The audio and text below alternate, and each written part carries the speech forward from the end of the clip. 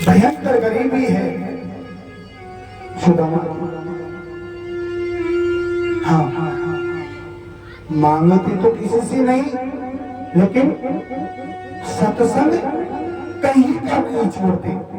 जहां पे मेरे गोविंद का गुणगान होता वहां जरूर जाते।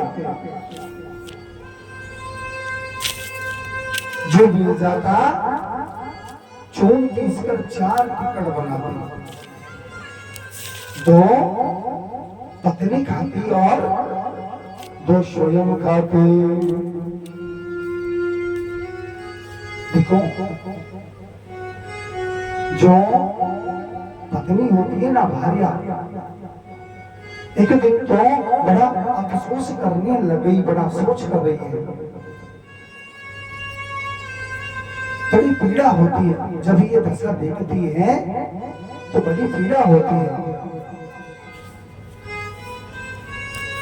एक दिन तो सुदामा जी को हाथ जोड़कर कहने लगी, अरे प्रभु सुनिए, आपको मालूम है जो द्वारकाधीश है वो आपके परम मित्र है।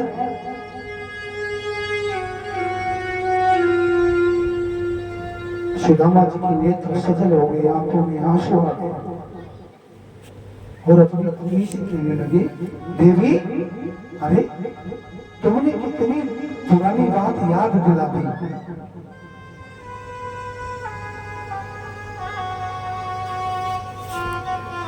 कृष्ण मेरा मित्र नहीं, मेरा लंगोटिया यार भी है। अरे दोनों एक संग रहते थे, संग करते थे, संग खेलते थे। आजकल तो वो द्वारिका के राजा हैं और मैं इस टूटी फूटी कुटिया का राजा हूँ। ऐसा सुदामा वर्णन करते हैं अपनी पत्नी को।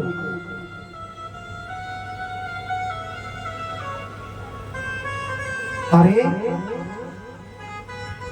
अरे पत्नी कहने लगी, सुनिए, क्या आपके मन में कभी उनसे मिलने के लिए इच्छा जागृत नहीं हुई?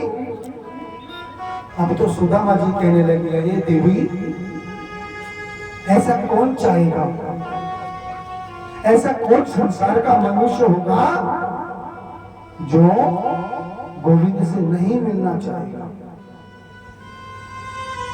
अरे जो मित्र द्वारका का राजा हो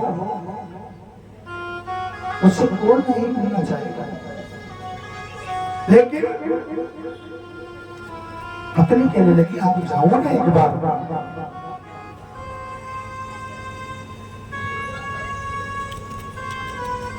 अरे आप जाओ ना एक बार। सुदामा जी कहने लगे, मैं कैसे जाऊं? जब तक मेरे शरीर से नहीं जाए तो कृष्ण देखिए कैसे गरीबी है, मेरे पति को कृष्ण देखेंगे तो पता चलेगा कितनी गरीबी से परेशान है सुदामा, और सब कुछ दे देंगे। पत्नी ऐसा विचार करती है।